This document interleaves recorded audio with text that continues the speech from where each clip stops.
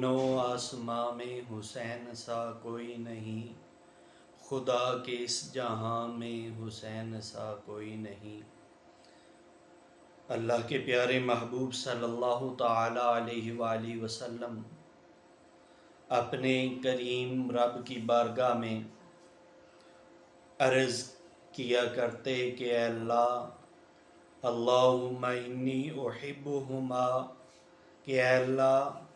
میں اپنے ان دونوں شہزادوں حسن و حسین سے محبت کرتا ہوں، اور دعا فرمایا کرتے کہ فَأَحِبَّهُمَا، کہ اے اللہ تو بھی ان سے محبت فرما۔ اور مزید خدا کی بارگاہ میں عرض کیا کرتے کہ وَأَحِبَّ مَن يُحِبُّهُمَا،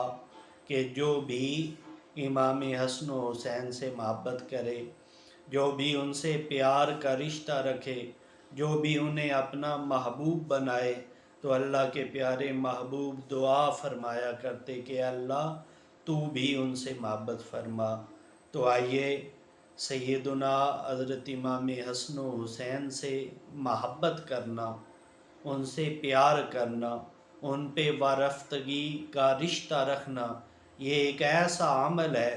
جس سے ہم اللہ کے پیارے محبوب صلی اللہ تعالی